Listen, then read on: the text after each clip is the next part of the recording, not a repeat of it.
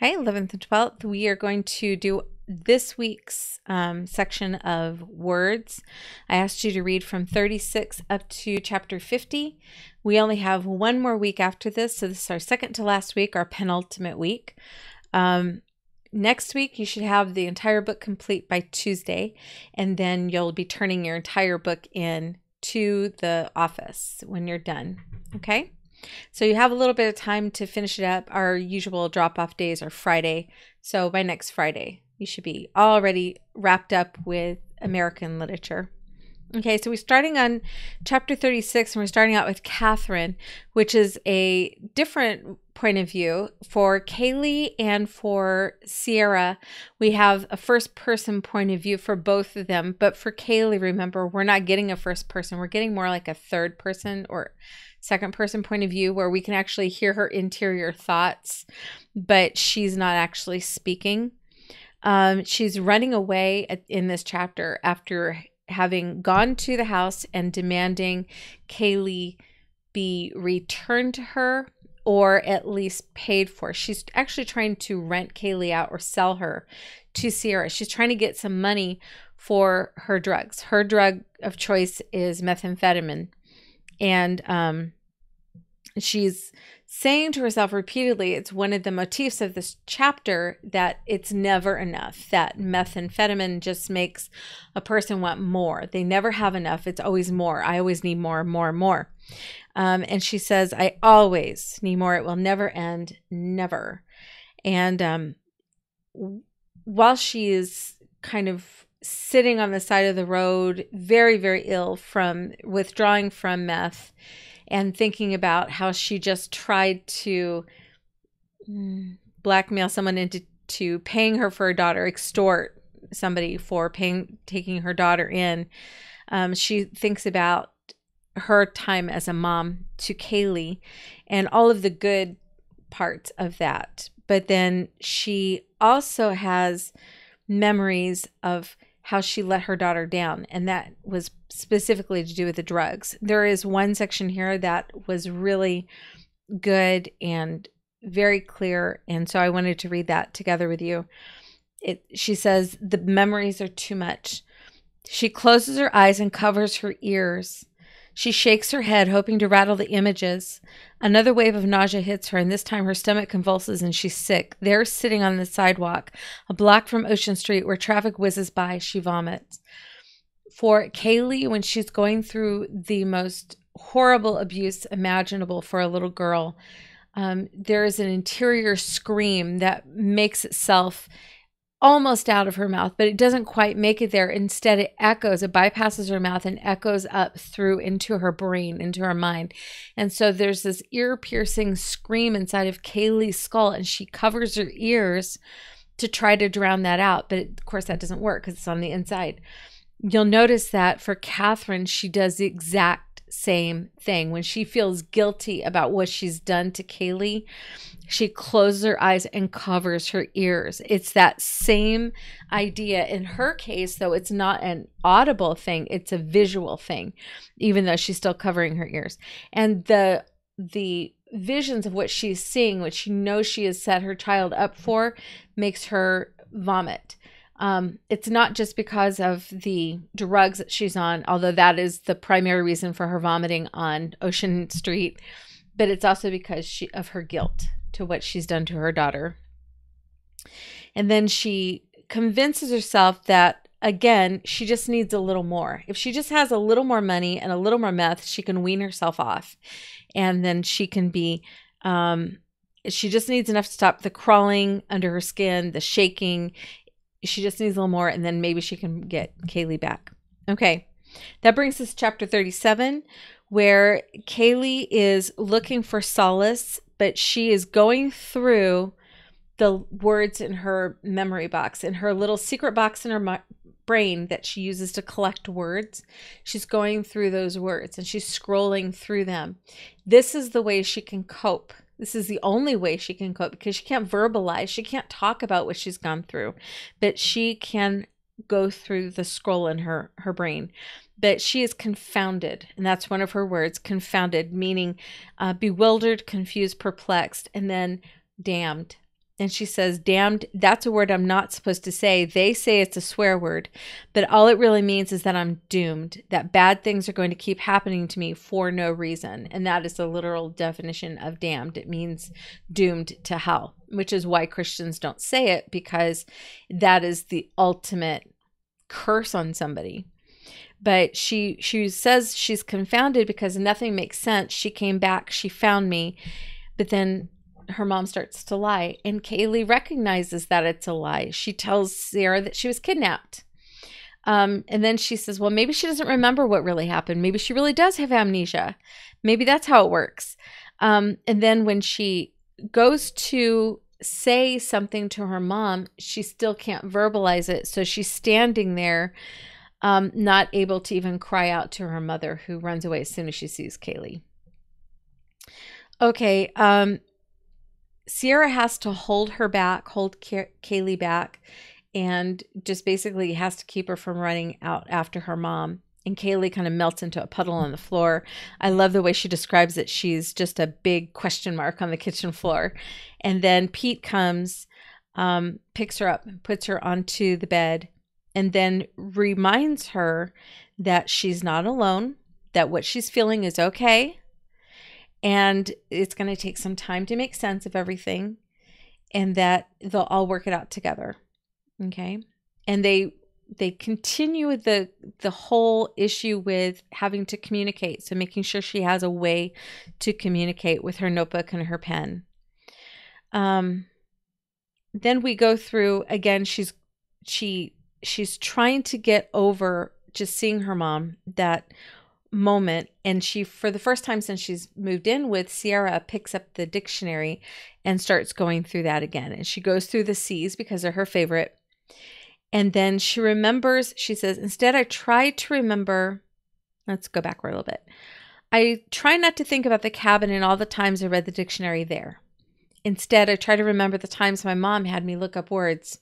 Go get the dictionary, Kaylee. But I can only hear her mean voice in my head, the way she sounded when she was talking to Sierra on the porch, and the way she was at the cabin sometimes. She wasn't always mean. Kaylee has been giving us clues through this whole book that her mom, as much as Kaylee loves her mom is not the nicest person. We get this impression that her mom is actually a little on the mean side. But Kaylee, the way she wants her mom to be in her life, we kind of get the impression her mom's a good person. And then Kaylee will drop these little nuggets of truth.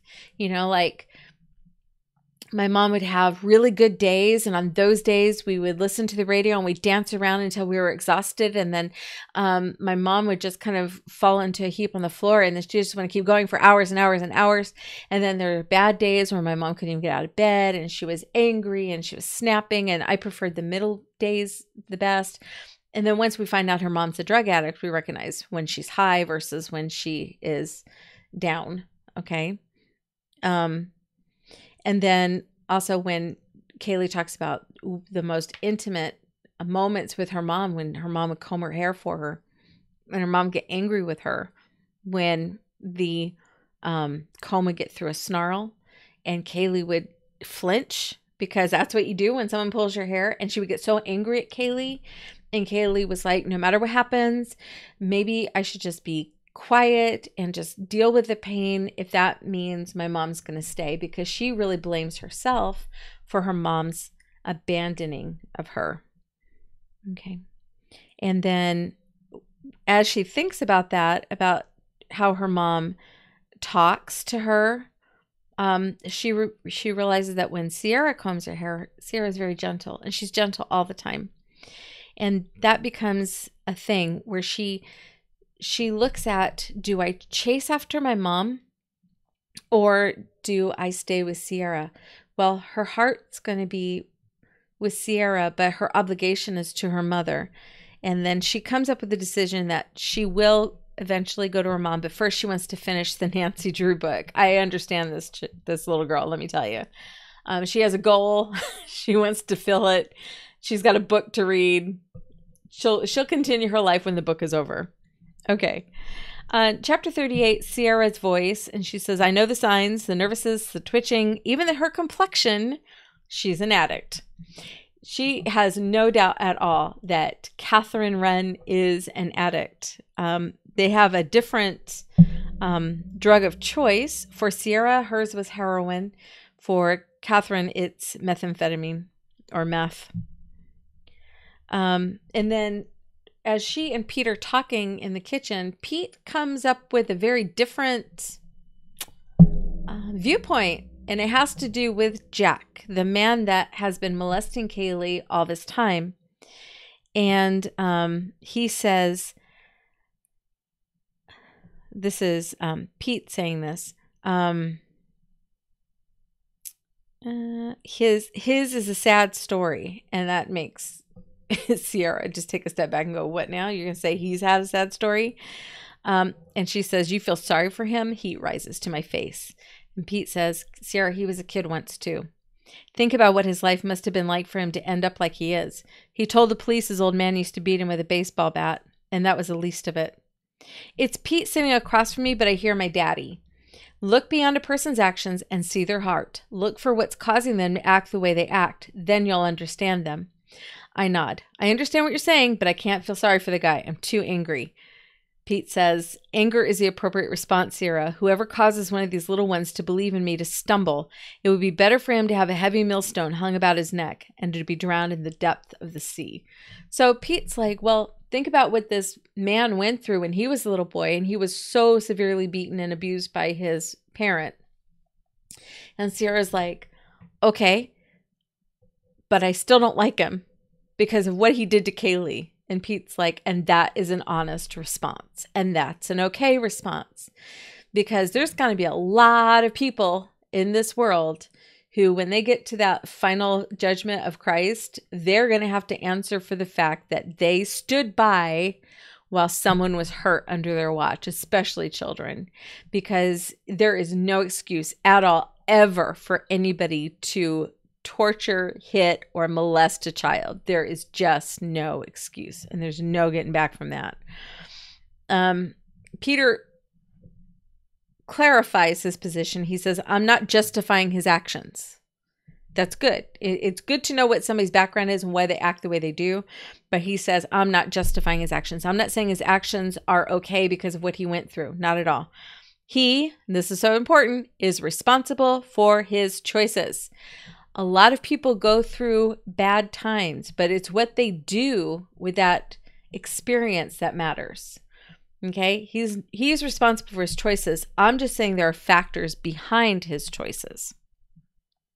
And then Peter gives up a little bit of information about himself. Okay? And he encourages Sierra, when you feel angry, you need to translate that into love for Kaylee and think about what she needs. And then, of course, he gives up his own information. He talks about having had a Little League coach who molested him over the course of several weeks. And he was too embarrassed and too ashamed to tell his parents, but they were up enough to understand and notice the change in him, in his behavior. And he says, I was lucky, blessed actually, with great parents. They paid attention. They figured it out. They filed charges and followed the case through the court system, and they got help for me. So that is the other side of this. Peter now helps kids who have been molested because he himself had been molested. Jack was molested and became a molester. That's the biggest difference. And he tells her, I understand the shame that Kaylee is feeling because, unfortunately, because it is a violation of the most intimate part of the body, people feel guilty, like they did something wrong when someone else hurts them, when someone else molests them. That's not okay. It's not the child's fault. It is the person who's doing the violating. Okay, the person who is raping, the person who's molesting, the person who is making that child feel uncomfortable, who is threatening that child's parents, saying, if you tell your parents what I did, I'm going to kill them. That's the person at fault. It is never, ever the child who is at fault. Too often, we hear, even in churches, that if something happens to like a little girl, or usually it's a little girl that they're, going after. Like if something happens to a little girl or a young woman, that if she is molested or raped, that somehow she was responsible for that by the way she was dressed or the way she was acting. No, that is not appropriate, and that is wrong. Little boys are molested as well, and at probably close to the same rates as little girls, but it doesn't get reported enough because boys feel like they are not manly if they say that they were molested. That's an unfortunate, horrible part of our culture, but it needs to be said. No woman is ever dressed in such a way that she deserves to be raped. Ever. No woman deserves that. No man deserves that. No one deserves to be raped. Period. It has nothing to do with the clothing that the person's wearing. It has nothing to do with their attractiveness or lack of attractiveness. It is all about the rapist wanting to have power and violence over that other person. That's what it's all about. So when we look at cases that deal with rape and molestation, the guilt is solely on the rapist, solely on the molester. It's not the women or the boys or men who were involved. Unfortunately, in today's world, and even in Christian circles, there is a real problem with men who have put themselves in a position of power and who've used that position of power to use that to abuse people who are powerless, people who are under them in their ministries. Okay. And there is one man in particular who has come out very openly and said, look, when I was in high school, I was molested by a youth pastor. And I told my parents made sure he went to prison. And then when I was an adult and I was working under another pastor, that pastor hit on me. So this is not just something in the world. This is something that happens in every walk of life. What he did, what that man did who is telling everybody what happened to him when he was a child, he did absolutely nothing wrong. In fact, he did everything right. He reported those men who were trying to molest or sexually assault him. But he's one of the few people who speaks out and said, this is wrong and this needs to stop. So one of the reasons we're reading this book is because this is a real problem and it's happening in every walk of life and in every religion, every job description you can think of. It is happening and it needs to stop. So please, if anything like this ever happened to you, you need to talk to your parents, let them know so that they can help you get through it. It may be too late to press charges. Maybe it wasn't something that's chargeable, but you should definitely be open up because this kind of thing can just weigh on you. I just found out a couple of weeks ago, and my son became very verbal about it. My younger son, who does not teach at the school, finally was able to accept and talk about the fact that he himself was molested when he was about in second grade. It wasn't from anybody at the school. It was a man that was getting a ride with us to and from church. And we, as his parents, as our son's parents, we did not know that this man had touched our son until I found out about it about a month ago. And when my son was telling me about this, I'm like, I had no idea. And he says, well, I tried. He says, I was in second grade and I didn't have the verbal capacity. I didn't have the way to say it. I was trying to explain what he did and he didn't have the words to say, this person did this. And so what my son was trying to do is describe what was going on. And we were like, okay, well, seems like a little inappropriate for a grown man to be playing with a kid, like wrestling or tickling, even like spanking, like jokingly. And we're like, okay, well, that's not cool. But we didn't realize the extent of what had happened. And our son didn't know how to tell us. So now that he has been very open about that, he has our complete and total support. He has gone on now he is very vocal about making sure that other victims have an opportunity to tell their story and to begin that healing. So I'm very proud of him for that. I wish that I had known. I wish I had dug a little deeper. I wish that I had been stronger as a parent and said, well, nobody touches my kid. You know, I just didn't see the issue the way it actually was at the time. And that's on me. And that's something I have to deal with. I've already apologized to my son for my lack of understanding. But this happens to everyone, and it's happened in almost every family. So this is something we need to be open about and talk about, because if we don't talk about it, if we keep it secret and hidden away, it's going to keep happening. People aren't going to feel comfortable enough to say, hey, that person did me wrong. Okay. So let's see. Our very next chapter here, Kaylee is really not wanting to talk to Sierra after her mom has come to visit. But Kaylee is encouraged to go and talk to her psychologist, kind of communicate with her psychiatrist. And she starts creating the psychiatrist is trying to use art therapy to get her to communicate.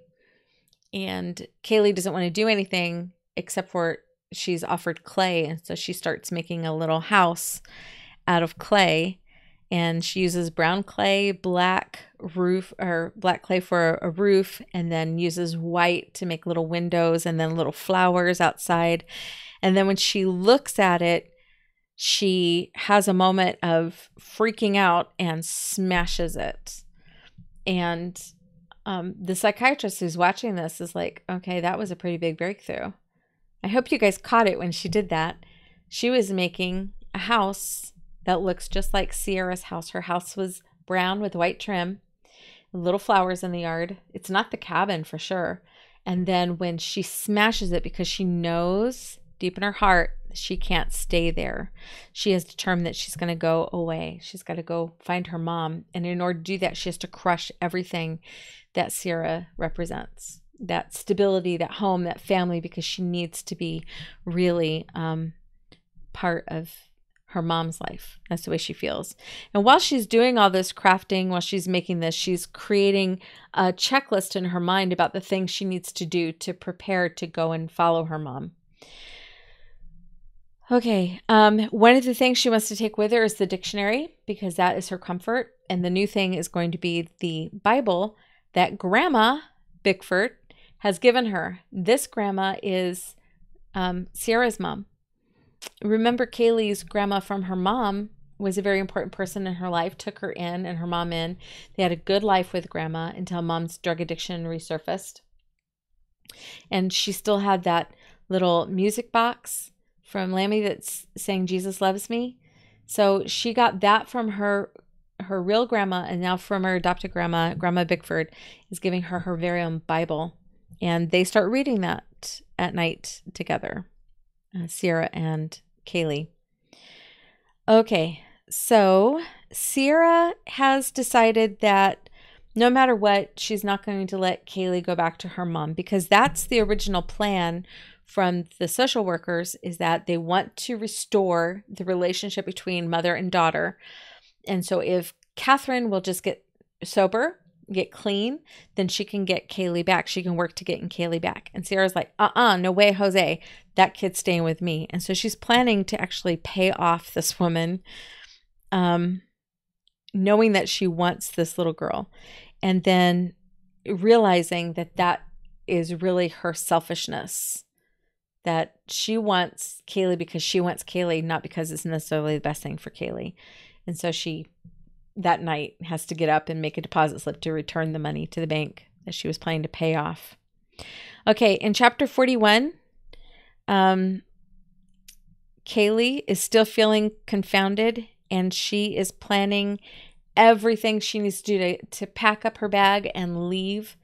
So she waits until she's sure that Sierra's asleep, packs up her Bible and her dictionary, bribes the dog with a granola bar, and is on her way out the door when she starts feeling that nausea, the same nausea she felt when she was afraid of Jack coming home to the cabin. And at that point, she turns around and runs back to her room. Okay, so Sierra the next day has to work because she has her job, and she recognizes that Kaylee is out of rhythm, and keeps asking, Kaylee, are you okay? Calling her little one, and then finally Kaylee asks if she can build a fort, and of course that's okay. So she watches as Kaylee builds the fort, and then is coming out to kind of check on her during a break, and she sees Kaylee jump up, the fort kind of collapsing, and Kaylee jumping up with her hands over her ears. And then we get Kaylee's point of view, where she talks about the fort is dark and warm inside. She wishes it smelled like burnt wood, which is reminiscent of when she would go and hide out in her tree. Remember her sequoia tree? Instead, it smells like fresh grass, which is okay. But then as she's thinking things through, and she's thinking about her mom and how she needs to leave and find her mom, and she recognizes, she finally admits that her mom is a drug addict. This is something that Sierra knew right away, but Kaylee can't admit it because when she was in school, she heard that drug addicts were bad people. And so now she's thinking, is my mom a bad person? Maybe she didn't have amnesia. Maybe she knew what was happening and she left me anyway, knowing what would happen to me. And she starts questioning whether or not her mom didn't leave her with this abuser on purpose. And that is going to be the hard thing for her to accept. And so she thinks about the drugs that her mom is on.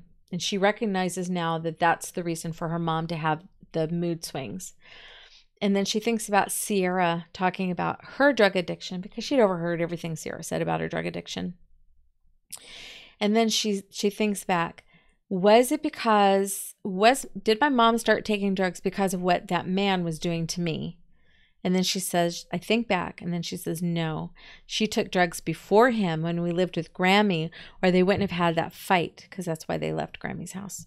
We moved in with him after that, but still, maybe what he did made it worse for her. And why? And here it comes. How come she didn't make him stop? That is the hardest thing as a parent. When my son finally told us about what happened, was I wish I had known so that I could make it clear that that wasn't okay, that somebody did that to my kid, that I make that person stop. It was only a one-time thing. I don't want to say only, because I don't want to diminish it at all, but it was scary for my kid. And so for Kaylee, she's like, this happened to me a lot. Why didn't mom make him stop? She knew what was going on. And she says, that's not a question I can ask anyone. I can't tell anyone. I close my eyes, but when I do, I see him. I remember the things he did. I open my eyes and sit up. I put my hands over my ears. I shake my head. I rock back and forth. Please make it stop. Please make it stop. But the scream keeps going on and on in my head. And that's when she jumps up from under the blanket that she's made the fort out of, and she has her hands over her ears. And she says, in the light, the scream stops. Okay, chapter 44, we leave Kaylee and Sierra in the backyard. Kaylee doesn't even know Sierra's there at this point, but we go straight to Catherine. Catherine, who has gone to CWS, I think is the abbreviation they use. And she says, she goes to the receptionist and says that her daughter was taken from her and she's looking for her. Let's see. And then when she's not immediately shown to someone who can help her, she kind of gets frustrated. She says, I need to talk to someone now. She's my daughter. I have rights. So she's proclaiming herself the victim here. And through her mind is this constant reassurance from Sierra. Some words that Sierra told her is that your story can end differently, because it happened differently for Sierra. She got out of it. So your story can end differently. And then she's asked to take a seat, and then we get this really great description of a person who is on methamphetamine and is needing another fix, another high. She opens and closes her mouth, trying to stretch the muscles in her jaw. She sits. She stands. She scratches the back of her neck. She sits again, this time crossing one leg over to the other. Her foot bounces. Finally, she sees a large man coming out of the office behind the reception desk. He has a file folder in one hand. When he reaches the receptionist, he bends and says something she can't hear. Then they both look at her. She stands again. Ms. Wren? He comes around the reception desk toward her and reaches out his hand. She wipes her palm on her jeans and shakes his hand. And then later when she goes and sits in his office, she's scratching her neck again, and it's bloody because she is scratching off the skin, that feeling like there's something under her skin that is crawling there. And so she's constantly scratching and marking herself up.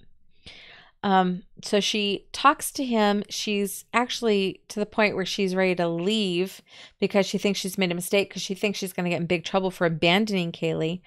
And then he follows her out and says, no, you need to come back in here. Let's have a talk. Let's find out a plan of action for you to get you some help. And the whole goal, he tells her, is to reunite her with Kaylee. Okay. And then again, she hears in her head, Sierra's voice of, your story can end differently. Okay. So in chapter 45, we still have Kaylee's point of view, but she's almost catatonic now. So we're not getting a lot of information here, other than she's just trying to act normally, even though she's not at all going through a normal situation. And then Sierra sits very calmly and talks to her. They spread out the blanket and she just touches Kaylee's back, touching her in an appropriate way, and gets her a pen and paper so she can talk. And finally, Kaylee's like, am I in trouble? She said, no, of course you're not in trouble. Nothing you did is your fault. You were the victim. You didn't do anything wrong. And then Kaylee starts asking some really hard questions of Sierra. Like, for instance, you've had a daughter, right? And Sierra's like, yes, I did. Yes, I had a daughter. She died because of drugs? Yes, that was my fault. My daughter died because of drugs. You were crying the first day I met you. Was that because of your daughter? And Sierra's like, yep. Sierra's willing to answer all these questions, but these are hard questions, rough questions. And she finally has to say, Kaylee, I'm willing to tell you everything, but you have to understand that I'm going through an emotional journey too, so please be patient with me. And that's good, because Kaylee needs to recognize that other people are going through stuff too. And then Sierra is able to give her some insight as to the drugs, that her mom might not actually have amnesia, which is a heartbreaking question. When Kaylee writes that question in her notebook, it just makes you, right in the chest, right in the heart. She picks up her pen. She says, she didn't have amnesia, did she? It's like, I've been lying to myself all this time. And then I love Sierra's answer to this. I don't think so, Kaylee. I think the drugs made her forget everything, at least for a while. I don't know for sure, but that's my best guess. I think she's taking drugs and it made her do things she wouldn't have done otherwise. She looks down at me and then pulls her sweatshirt sleeve down over one hand and wipes my eyes and my nose with it. She shrugs and smiles. We'll wash it later. I nod and then ask another question just to make sure. So using drugs is kind of like having amnesia, which is kind of what Sierra alluded to, but now Sierra's going to be real blunt. Drugs can make you forget what's important and forget who you are. That is a brilliant, brilliant definition of what drug usage can do. As the conversation goes on and Sierra starts asking her about the actual abuse, Kaylee shuts down, and she literally shuts down. She goes back into her mind and starts going through her list of words from that little bank. The scream can't stop. And she says, I can never tell her. I can never tell anyone ever. Okay, in chapter 46, Sierra calls Pete and says, wow, I really blew it. He's like, really? What happened? She tells her everything. She tells him everything that happened. And he's like, okay, so how did you blow it? You had a conversation with her. She broke down. She cried. What did you do wrong exactly? And Sierra's like, all of it. I mean, I made the kid cry, for crying out loud. Sierra didn't make her cry. It was all of this horrible attack on her that made her cry. And so Sierra has to be told, you didn't do anything wrong either. And then she says, well, Peter says, what is Kaylee doing now? She goes, oh, she's eating a sandwich outside and playing with the dog. And the social worker's like, okay, so she's fine. She's eating and playing. Good job. She had an actual breakthrough, and that's a good thing.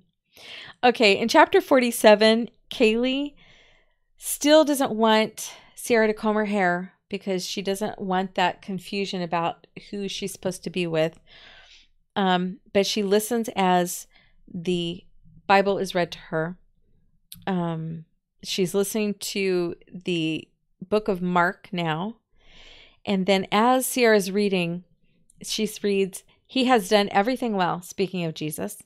They said, he even makes the deaf hear and the mute speak. That makes Kaylee sit up and take notice because she herself is mute. And she reads it. She says, I read it for myself. Jesus can make the mute speak. Can he make me speak? I lie back down and think about what I would say if I could talk. I think again of the question Sarah asked me this afternoon. Would I have to answer her questions if I could talk? Now we find maybe the reason that Kaylee is mute it's a lot because of the trauma that she went through, but it's also to protect her from ever having to talk about the trauma. Okay, they listen to the sounds of the boardwalk, and that freaks Kaylee out because people screaming and fun. For her, screaming is about trauma, not fun at all. Let's see. And then we go into 48 when Sierra talks about she loves Kaylee. And she finally comes out and says, Kaylee, I love you.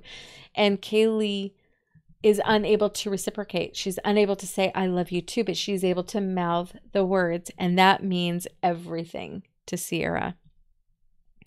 And she keeps thinking again about truth. And her mom's constantly encouraging her to, what's the truth, Shannon, using Sierra's real name. What's the truth? And then I love this. She says, I think again of Kaylee. Pete is right. The truth will set her free. She must speak her truth so we can speak the truth back to her. I will spend the rest of my life telling her that what she went through, her mother's drug use, the abuse of it all of it, wasn't her fault. That's the truth. She paid the price for others' actions. The familiar anger I feel whenever I think of what Kaylee suffered wells within me again. Then a new thought hits me and stuns me. Kaylee, an innocent child, paid the price for others' poor choices. Just like Christ, who was also completely innocent, paid the price for my choices. I get it, I whisper in the dark, choking back tears. I really get it. And there, standing barefoot in the grass, I lift my face to the sky. Who am I to deny God's mercy, his forgiveness? Who am I to think I know more than my Creator? And she says, who am I? I know who I am. Now she does. I'm completely unworthy, but I'm completely loved. I bow my head, humble, and offer my gratitude. Thank you for loving me and forgiving me. Thank you.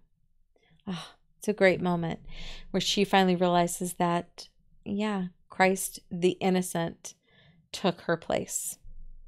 Okay. As she comes back into the house, though, she hears screaming. This is really the first time we hear any kind of vocalization coming from Kaylee at all, but she is screaming. She's actually vocalizing actual sound out of her throat, and she is screaming in a nightmare. But Sierra is able to wake her up, is able to hold her, and ends up holding her the whole night through, and until she falls back asleep. Okay. The next morning, Kaylee, after having a couple of days of traumatic events back to back, her mom showing up and lying, and then going through that breakthrough with Sarah out on the back lawn, and then the nightmare that woke her up. And then the next morning, she's exhausted and she's got hiccups from the stress of all of it. And they try a couple of different hiccup remedies, not great ones, but she is exhausted from that day.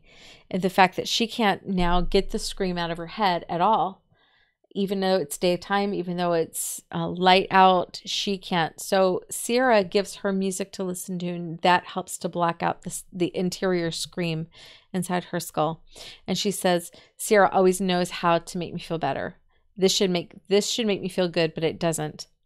The reason it doesn't feel good is because she knows that she should go with her mom.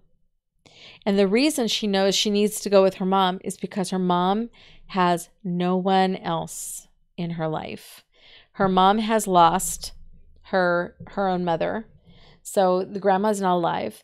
The mom doesn't have even Jack. It definitely doesn't have Kaylee's dad because he was out of the picture before Kaylee was even born.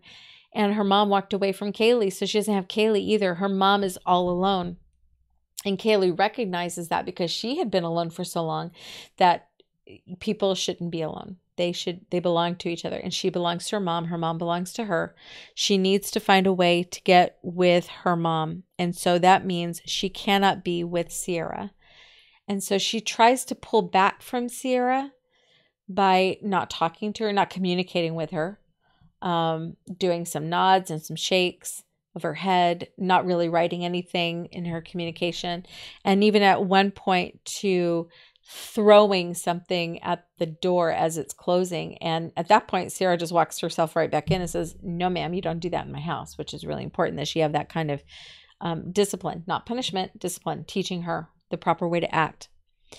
And Sierra immediately calls the therapist, says, okay, you asked me to tell you when she's acting a little cuckoo. And she's like, yeah, that's normal behavior.